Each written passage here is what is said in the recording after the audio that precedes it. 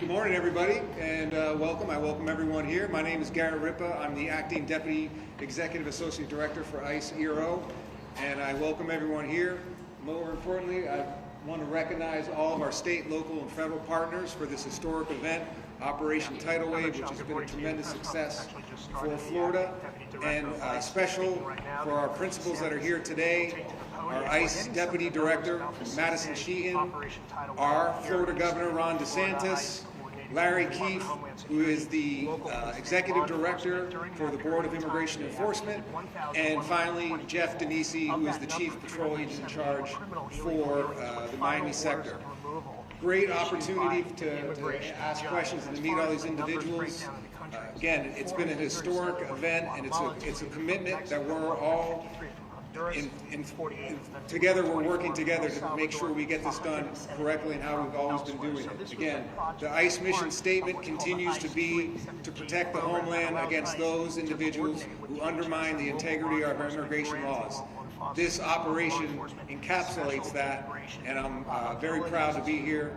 And I will now introduce our ICE Deputy Director, Madison Sheehan. As an exceptional example of that coordination between federal. Good morning, everyone. I'm Madison Sheehan, the ICE Deputy Director. It's really an honor to be able to be here today with all of you to highlight the success of this historic operation, Operation Tidal Wave, which was created in partnership with the state of Florida and ICE. Since January 20th, President Trump has made a commitment to the American people to prioritize public safety as well as national security. And everything we do at ICE is to prioritize those things. And this operation really is a historic marker of success that was made possible because of the partnership with the state of Florida, allowing us to activate our 287G officers and activating over 250 local and state law enforcement as well as National Guard to assist our federal partners. And I want to thank Governor DeSantis for his commitment to be able to put this operation on for the last week. And together we are able to conduct over 1,100 arrests and remove several violent gang members from the communities here in Florida. Operation Tidal Wave is truly a first of its kind operation, utilizing 287G resources, integrating with the state and local law enforcement to assist in the day-to-day ICE mission. While this may be the first 287G operation of its kind, thanks to the governor, it's not going to be the last. President Trump, Secretary Noem, and ICE are committed to these large-scale operations to be able to keep our communities safe, because we will not stop until our American families and everyday Americans are safe in their own communities, because we have zero tolerance for criminal, illegal aliens. I want to also highlight some of the historic arrests that were made by our 287G partners, including a Brazilian national that has a history of aggravated assault. We have a Mexican national taken into custody whose history includes kidnapping, and we also have Colombian nationals who were convicted of murder that we were able to take off of the street thanks to the men and women of ICE, our federal partners, as well as our state and local officers who dedicate themselves every single day to keeping the American people and the people of Florida safe. I'd also like to thank our partners here at Operation Tidal Wave, including the Florida Department of Law Enforcement, the Florida Department of Emergency Management, the Florida Highway Patrol, the Florida National Guard, the Florida Sheriff's Association, as well as the Fish and Wildlife Commission and their Department of Corrections, who all came to the table when we were met the moment that was asked of them, directed by Governor DeSantis, working directly with ICE here in the state of Florida to create this historic partnership that will go down as the most single arrest done by a state in a single week that ICE has ever had, leading up to that 1,100 arrests that we've been able to highlight over this last week. Truly a historic marker of a model that can be used not only here in the state of Florida for many operations to come, and I think the governor would agree that this will not be the last one here in the state of Florida, but also a model that we're able to take to other states to make it a priority that the president has kept to the American people to make sure our communities are safe and continue to be safe. I'd also like to thank our federal partners, including CBP, the U.S. Coast Guard, ATF, DEA, the FBI, and the U.S. Marshals. This is truly an all-government approach set the tone by President Trump and Secretary Noem, and ICE is able to take the lead with these partners to be able to make this historic event and historic operation, Operation Tidal Wave, happen. Again, I'd like to thank Governor DeSantis for his continued support and commitment to the people of ICE and the people of America to be able to get this done. I'd also like to thank President Trump and Secretary Noem for their continued leadership and commitment to the American people. Thank you. All right, and moving on, our great governor of Florida, Mr. Ron DeSantis. Well, thank you. 4 years ago, we had seen something that we had never seen in American history. We had a president, Joe Biden, that opened the border and basically declared that people could come illegally. Interior enforcement was rendered basically null and void, and this was impacting not just the southern border region of Texas or Arizona, but communities all across the country, including in the state of Florida. And so 4 years ago, we were sending people to the southern border to help supplement state efforts to try to mitigate the damage. And our Operation Lone Star saw more than 1,000 national, state guardsmen, state law enforcement officers go to Texas to assist the state of Texas in stopping this border invasion. We also, being a maritime state, we are vulnerable to having illegal boats coming and bringing illegal aliens onto our shores.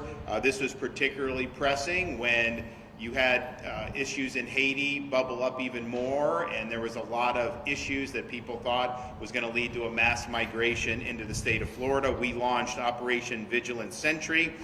We deployed more than 250 officers and soldiers from Florida Division of Emergency Management, State Guard, and other state law enforcement agencies to patrol Florida's southern coast. That was supplementing what the Coast Guard is already doing, but because of our efforts, we were able to bring about more than 17,000 repatriations and almost 500 vessels removed since that time at the end of 2022. And we worked together with the Coast Guard on that, but that was a huge, huge positive for us. Of course, our state efforts didn't end there. We were involved in illegal alien transport, similar to what Texas was doing, so that sanctuary jurisdictions were having to deal with the issues that the open border was bringing to other communities. And we were really on the front lines of that all 4 years of the Biden administration. Enter the 2024 election and the election of President Trump again.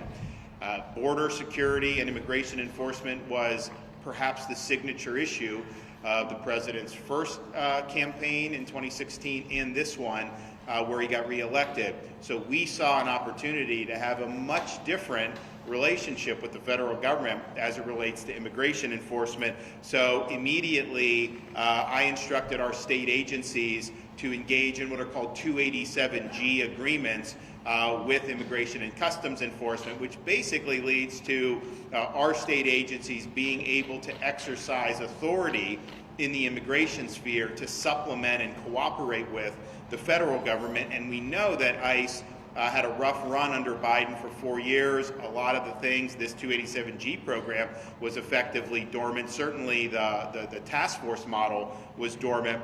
So we did that. So you had Highway Patrol, Florida Department of Law Enforcement, Fish and Wildlife, all those agencies signing agreements. And I think you now have, I read a blurb that you have like 500 agencies, law enforcement agencies across the country that now have these agreements with ICE, and about half of those are in Florida, state and local, which we're really, really proud of. We're also, though, not just stopping with law enforcement. We've also done 287G agreements with regulatory agencies in Florida. Our Department of Business and Professional Regulation, Division of Alcoholic Beverage and Tobacco, the Florida Gaming Control Commission, and the Florida Lottery all operate in what we would consider target-rich environments.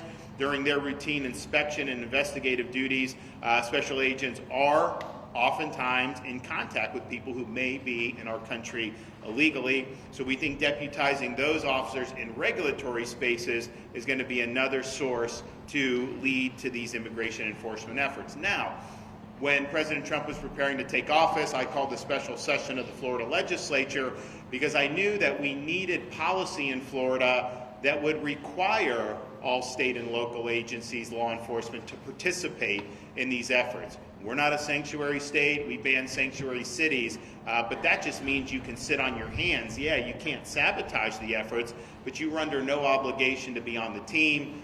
We had to battle some of the folks in the House of Representatives in Florida, but we were able to get that done. And so now all 67 counties have 287G agreements with their sheriff's departments, and we're adding more and more police departments each and every day. So Florida's really led the effort there. Some of these agencies would have wanted to be a part of the fight. Others would have rather not have been part of the fight, but because of our legislation, they are all, in fact, a part of the fight. And this is something that's been really, really good. And there's been a lot of great enforcement efforts leading up to Operation Tidal Wave, but this has been the first of its kind throughout the United States. This is the largest immigration enforcement operation that we've seen in quite some time throughout the entire country. Florida state agencies assisted federal authorities to arrest over 1,100 illegal aliens across the state. That is a really significant impact. And we're demonstrating why we're going to continue to lead on this issue. And you see some of the people that were arrested there. These are people that should have never been in our country. Some of these people had been previously deported. Some of these people had been alerted in the Biden administration, but this is something they didn't want to have to do with it. So our folks have worked hand in hand with DHS to really, really make a difference for the people of Florida and for the people of the United States of America. Because I think when you're dealing with people, millions and millions of people here illegally, you see some of these folks who have huge, huge problems in their background, with their conduct, and really put our communities at risk. It's important that the law is enforced. It's important that those people are taken care of. But what it also does is sends the message going forward. The United States of America is serious about enforcing its immigration laws. So whereas under the previous president, you could pay coyotes and come to the border knowing that you'd be home free once you got there, there's a new sheriff in town. That is not going to be permitted. And I think that's one of the reasons why you've had the largest drop in border crossings in American history during President Trump's first 100 days. And so this has been night and day in terms of our state efforts, working with the Trump administration. I think it's going very, very well. That was not necessarily the case under the previous administration. What I'd also say is this: we have the best emergency response team in the country. Our state agencies are very versatile. We have both a National Guard and a State Guard who are used to responding to different types of contingencies. We're ready, willing, and able to take it to the next level. We have submitted plans to DHS to say, if this is approved, we will go off to the races, and we will be able to do really from soup to nuts, from apprehension to detention, even putting some of our people in the National Guard in line to serve as immigration judges to process this. We can do it. And I'd also say, you hear a lot about due process. We have tens of thousands of illegal aliens in Florida at a minimum that have already been issued final orders of removal, and there's hundreds of thousands of them throughout the United States of America.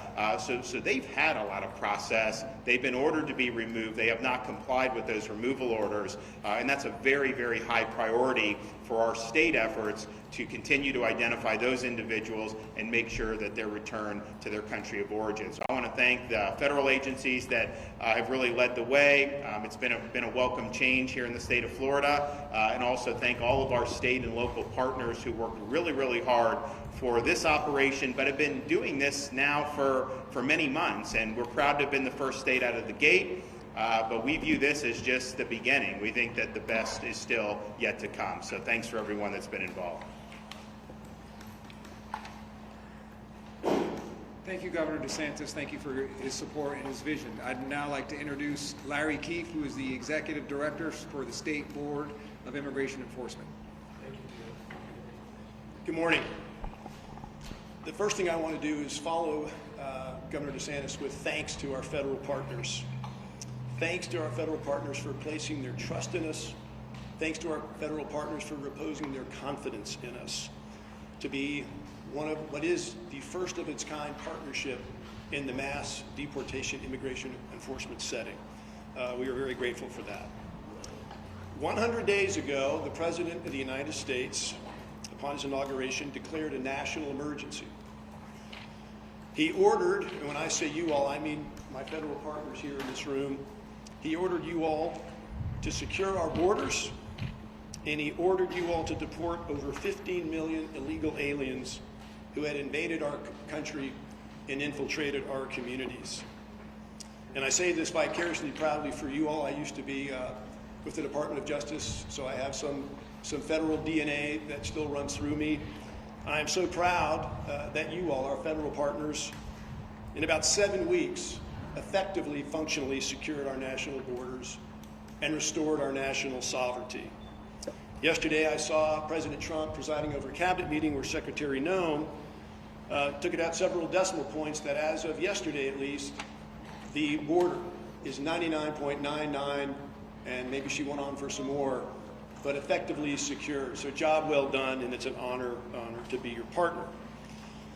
But, and by the way, I should mention, I spent some time on the Texas border, and over 60% of the folks, the illegal aliens that invaded this country were headed to Florida. So a special thank you from Florida to President Trump and Secretary Noem for that great accomplishment of securing our border. But the transition and focus now is on what I understand to be the largest deportation campaign in American history. Millions and millions of people embedded, illegal aliens embedded in the heart of our country, and that is a huge task and a huge undertaking for any organization. But a lot of people don't know, given the size and the power and the authority of the federal government, that when it comes to law enforcement, federal law enforcement is really only about 15% of all the law enforcement in this country. 85% of the everyday regular law enforcement in this country is at the state and local level. In order for the federal government to carry out its mass deportation mission, it has to have not just the kind of passive, yeah, we're with you, support and assistance, but direct engagement, leaning forward, ready to assist, hand in hand. Our governor in Florida recognized that within a week, I think, Governor, of President Trump's inauguration, and called the special session of the Florida legislature, where everybody in Florida combined, the legislature, the governor, all the members of the cabinet, said, we are lockstep with you, Mr. President. We are there 100%, every bit of the way, leaning forward, 287G, the whole works. So to leave my thanks for my federal partners at the moment right now, thank you for reposing your trust and confidence in us. And Florida looks forward to being the bellwether, the blueprint, the prototype of how state and locals work with their federal partners to make things happen and get things done in all settings, but in this instance, the mass deportation setting. Let me turn now to something I don't do often enough, and that is to thank my Florida state and local colleagues, some of whom are standing behind me, but not all of them are. And some say that familiarity breeds forgetfulness in who matters to you and who to be grateful for. So I want to express my gratitude to them and all they've done to make this happen and will continue to do to make this happen. About 3 months ago, when I began my efforts toward this project, I went to Washington, D.C., and I spoke with one of the senior leaders at DHS named David Venturella, and I told him unabashedly that Florida is going to do absolutely whatever it must do to be the best state partner for President Trump and Secretary Noem in this endeavor. Shortly after that, the state and all of our state agencies came to Miami, where there's the greatest concentration of the DHS folks that are really calling the shots of what happens in Florida. And we met with them, and we didn't just meet with them and leave and go back to Tallahassee and other places. We embedded with them at the Joint Intelligence Operations Center and formed real relationships. And we have continued through representative state law enforcement agencies to be there in that federal space, breathing the same air, arm in arm, sitting next to each other, doing all the things you need to do to go about finding, sorting, detaining, and deporting illegal aliens, especially those that are residing in the state of Florida. These are real, authentic relationships. Federal, state, and local working together in one physical place. Imagine it in the 21st century post-COVID. They are very well underway in their efforts in terms of understanding Florida's capabilities and capacities, all the tools that the state of Florida has to bring to the mission. And I would say that, as you all can tell from Governor DeSantis and his approach, not just are we there passively offering tools, we want to get in and do the work. And so Florida is also offering solutions. You heard the governor mention some of them with regard to detention and transportation, all involved in this process. There are two individuals that have a very key role in scaling this up, where this blueprint can be taken to other states from Florida.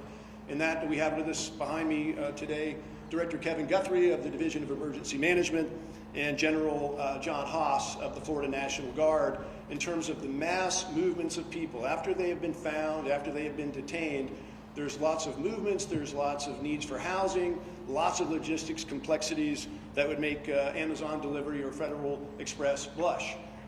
They are amazing in their skills, and they're offering those. So I want to say a quick thank you to my my state partners once again, my state colleagues, for being chosen, for being trusted, and for making Florida proud. As I bring it in for a landing here, my perspectives on Operation Tidal Wave is I'm so enthusiastic, so excited. I'm not surprised. I knew it would be a success. Our federal partners are amazing. The state leaned in on it, and those numbers are wonderful and they're great. But quite frankly, my perspective is that Operation Tidal Wave, at least that 1 week of it that's occurred already, our first op, so to speak, was a warm-up, was a test run, was just to kind of see how things played out after all those months of working and planning. I see it as just that. It is not going to be just a succession of surges and operations and press conferences. This is going to be a sustained, persistent effort. And these relationships that I've gone on and on about today prove themselves in the heat of battle, and I'm so glad for that. But it's just a warm-up. The greatest obstacle that I perceive in this whole space right now is lawfare. It is the weaponization of the judiciary, and it is things other than the mission itself, things unrelated to finding, sorting, detaining, and deporting. That is the greatest obstacle to slow down momentum for those who want to obstruct this process, and it is essential that there be strong leadership. It takes a unique type of leader in this type of environment, a leader that is bold, a leader that is decisive, a leader that is resolute, and a leader that is, and leaders plural, who are undaunted in the face of this weaponized judiciary and lawfare. And we absolutely have that. The stars have aligned. It's a perfect storm of goodness with President Trump, Secretary Noem, and Governor DeSantis. They are the right leaders at the right place at the right time. Lastly, my perspectives on the partnership going forward.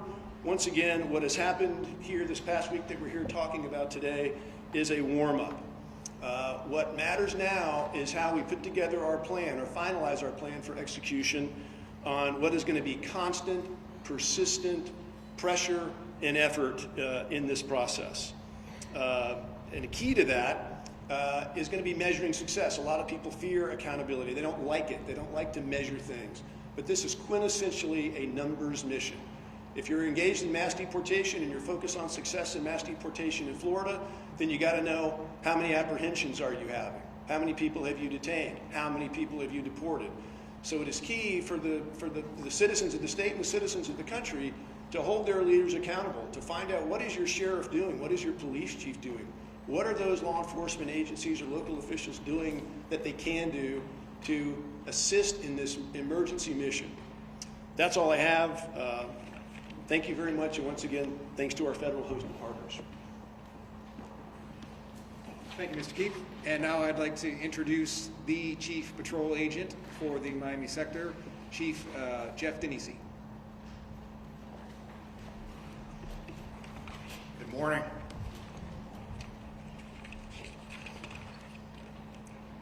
I want to begin by thanking Governor DeSantis and the Florida state law enforcement partners and military partners and the Florida sheriffs for leading the charge across the nation in immigration enforcement.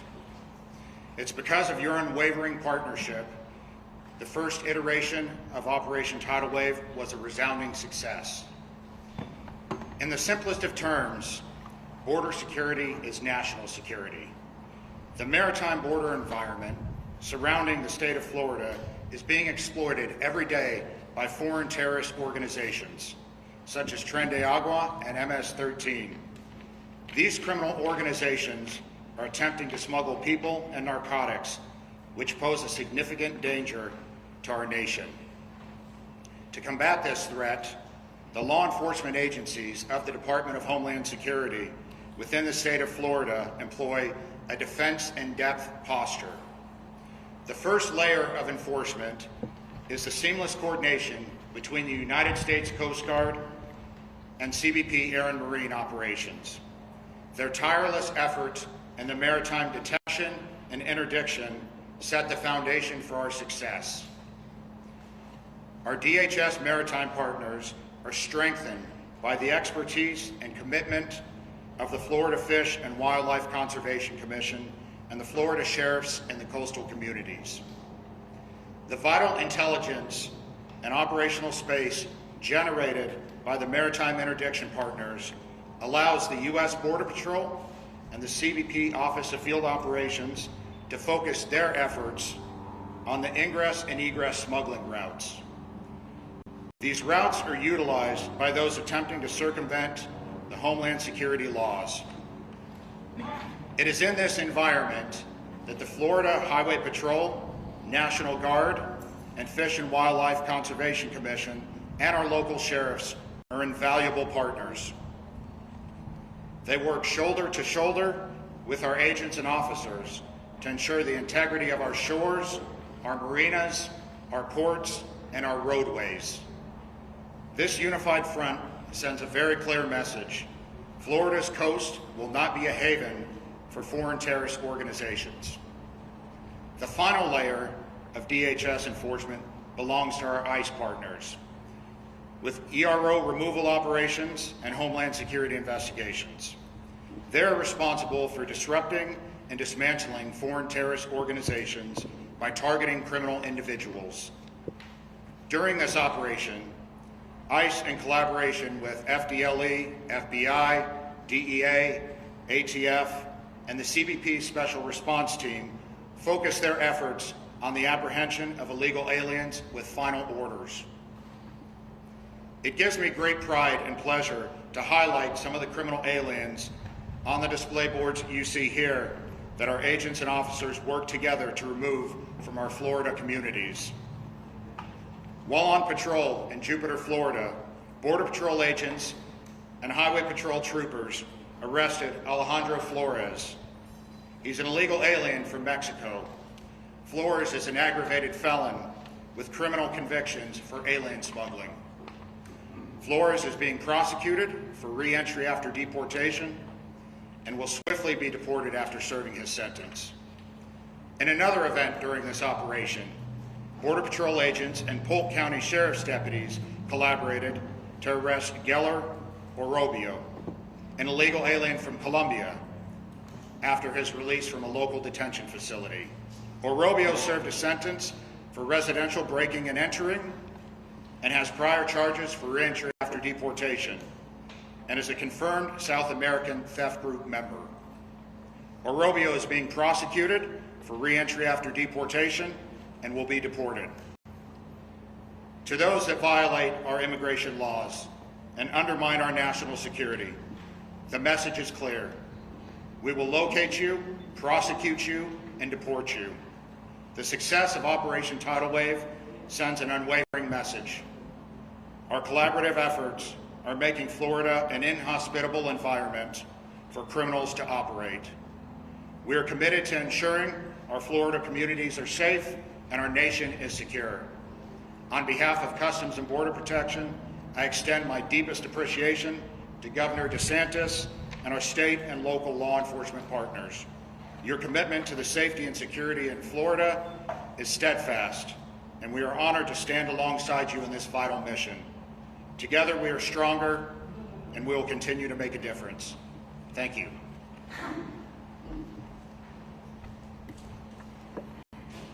Thank you, Chief Denisi. That will conclude the presentation portion. We will open it up for a few questions that are germane to the Operation Tidal Wave. Ma'am. Sorry, sir, can you spell the two names that you just say? Because there's Jumping off for a point of clarification. Flores, who was from Colombia, can you spell it for us? Right. Sure. And also, we don't have any names on those displays, and the names that you mentioned there are different than the names in the news release. So maybe just Okay, we can definitely get you updates. I don't think that's a problem. The first name is Geller Orobio, Orobio, and he's the Colombian individual you see over here. Geller. That's G-E-I-L-E-R.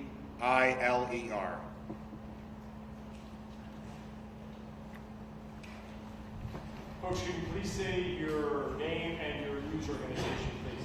Sir. Two questions for the governor. So, as predicted, with Operation Tidal Wave and some of the law enforcement efforts in the state, immigration attorneys, immigration advocates are saying that this operations like this are basically racial profiling with Latinos.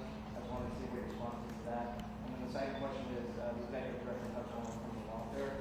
Do you have any concerns that with the lawsuits happening and federal injunctions that sure you can arrest all these people, but getting them out seems to be kind of not so much of a done deal. So do you have concerns that federal injunctions and lawsuits can hinder these kind of? Of course. I mean, I think we've seen it. You know, on the one hand, Biden opened the border. You'd have states like Texas do legislation to say, okay, we'll enforce federal law.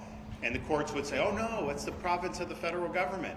And so they have a right and supremacy to not take care that the laws are faithfully. It'd be one thing if the state was going against what the law is, then you could say supremacy. So it basically neutered the states.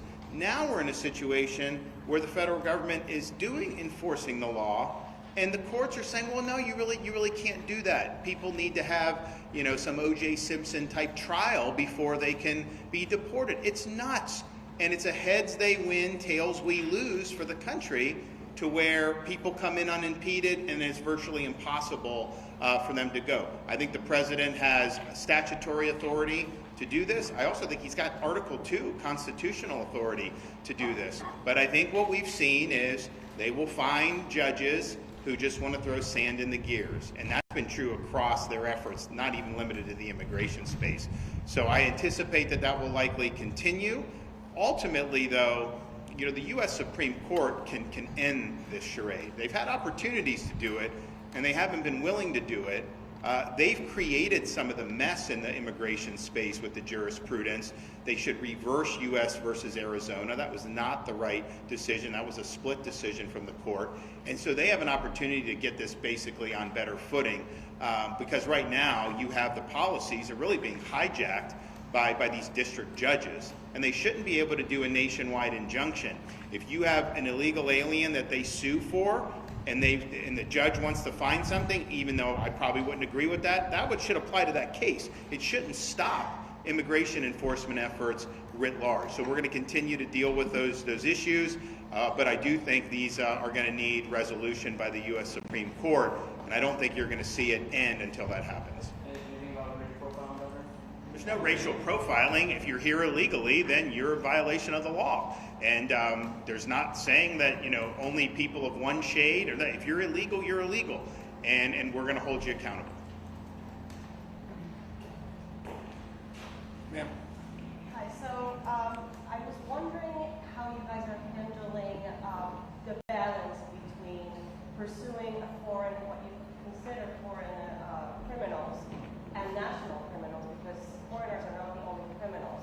Law enforcement agents at the state and local levels also need to pursue national U.S. citizens that are committing crimes. So how are we balancing that to make sure we're not distracting them from their job? Well, our state and local, they are doing their jobs as they always do. Their role in this is to supplement the efforts that the feds are doing. The reality is they come into contact with illegal aliens more than the feds do, just in a matter of course. And so to have this cooperation, I mean, our highway patrol, you have people driving on the highways here illegally. We don't issue driver's license. We don't recognize driver's license. We don't recognize any ID for people here illegally in Florida, but nevertheless they're driving. Well, our highway patrol can then work with ICE and get this process moving. So it works well in harmony, and I think ultimately if you're enforcing immigration laws consistently, I think that leads to less crime overall, and I think it ends up helping their missions. Sir?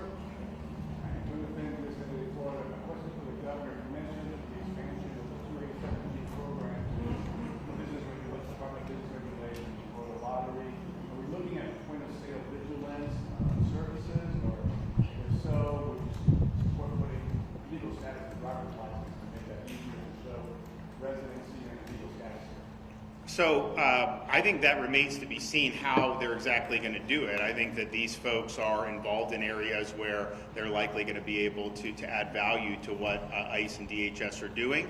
So I think just stay tuned and see how that unfolds. I'm Ashlyn Webb with WFTV Channel 9 in Orlando. This is a question for Deputy Director Madison Sheehan. I was wondering, we've heard about the importance of knowing the numbers of apprehensions from ICE. We heard that from Mr. Chief just now, and we know from this operation. But ICE's website shows spotty data with monthly and quarterly apprehensions. Why is that? Why isn't it being updated since the Trump administration? And also, are you guys meeting that quota that the Trump administration put out of 1,200 to 1,500 a day? Look, we work with the White House every day. We update them on the numbers every single day, and we're working closely with the president, his team directly at the White House, as well as Maine DHS team with Secretary Noem every single day. We saw the numbers we put out for the first 100 days, roughly 65,000 arrests in the first 100 days, which is truly a historic number. And I think, and the governor has mentioned this too, I think the biggest difference is the way we're counting every arrest. These are legitimate arrests. These are criminal aliens. We have zero tolerance for criminal aliens to be in this country, and we're making sure that we're counting every arrest as accurate as possible, and we're not doing catch and release that you saw from the Biden administration, which shows a lot of skewed numbers of what you saw out of the previous administration. The president has zero tolerance for us to do anything wrong with the numbers. We are very clear in the stance of what we're counting as arrests, and we stand by our numbers. Why isn't it being updated monthly, though, as it typically was before? Look, we update the numbers as often as possible. The data comes into us every day. We're moving as quickly as possible to make sure President Trump, Secretary Noem have made it a priority to be more transparent than the previous administrations, and we are working to do that every day.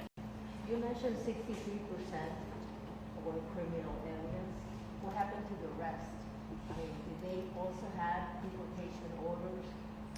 Yes, everybody that is in this country illegally is a criminal, and so we are processing them through the immigration courts, the due process, to make sure that we get them through the courts, through the DOJ process, and then from there they will be deported, turning the outcome of those cases. Director, you made mention of certainly that the focus is on criminal immigrants, but we've certainly seen some stories where mothers who have either overstayed visas or have shown up for a regular appointment and they have a deportation order and with no criminal history, so that person along with their child is deported. And we've seen a bunch of instances of those made reference as collateral. Can you speak to that, ma'am? Mothers with no criminal history with infant child or babies are being deported, and is that how the process is supposed to work?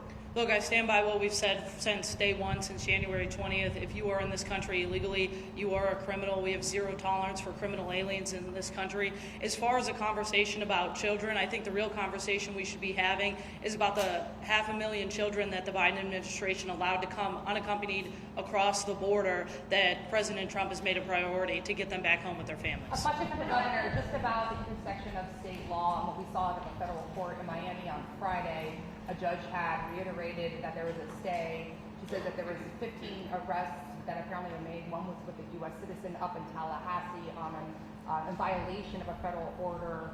We hear you kind of take a jab at the due process and the judicial, but it's not taking a jab. It's just, you can't have effective immigration enforcement if you have elaborate procedures that you have to go through. It is not punishment to be removed from this country. If you're going to be punished, then you get the full panoply of due process. But these are not punishments that are being rendered. It is just the consequence of being here illegally. Now, in terms of this judge, we are not at all surprised. We knew that they would go in and do that.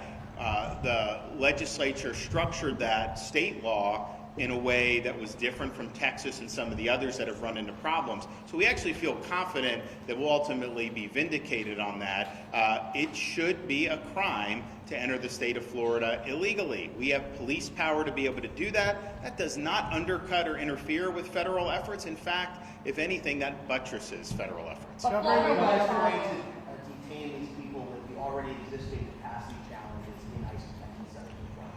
So on detention, if we get the sign off from DHS, we can expand detention space very quickly in Florida. I mean, just think about it. I mean, you guys who are Florida-based, you know when we have hurricanes, we end up setting up locations for tens of thousands of linemen, right? Do that very, very quickly.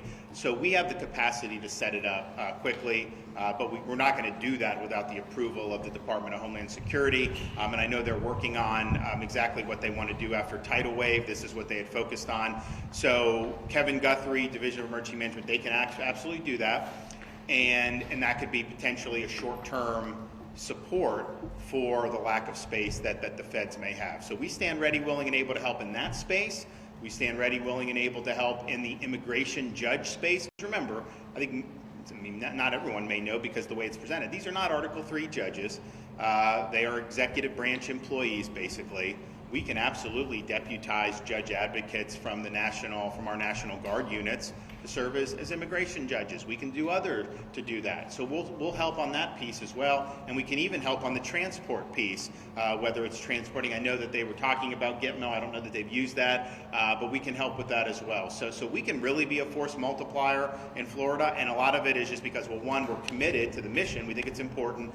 We know that there's tens of thousands of illegal aliens under deportation orders in this state alone. I've heard as much as 80,000 maybe in the state of Florida who've already been ordered to be deported, but certainly it's tens of thousands. But we also have great muscle memory on how to handle quick emergency responses. So these things can happen very quickly. Our guys are very nimble. I mean, you know, you've seen hurricane responses, but you've also seen us rescue people from Israel. You've seen us evacuate and rescue people from Haiti. This is just what we do, and we stand ready and willing and able to help. Follow-up question on that. Respect. This is the United States of America. There's so many. Where are you from?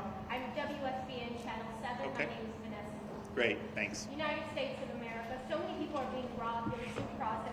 This is wonderful, this dog and pony show, but there's American citizens who are being deported. They show their birth certificates, they show their passports, they show their IDs, and a lot of the work being done is a little sloppy. Well, first of all, I'll let ICE handle that accusation that you're making that they're deporting American citizens who are showing birth certificates and all that. I don't believe that that's true, but I'll let them respond to that. But you seem to have no sympathy. You seem to have no sympathy for people that have been victimized by illegal aliens. What about people, you have someone driving drunk and kills American citizen? What about people that have been deported previously and let in under Biden who then commit sexual offenses or commit homicides? And then we have more victims as a result of the federal government's previous inattention and unwillingness to enforce the law. So there are a lot of people that have been harmed by illegal immigration. There have been people that have been harmed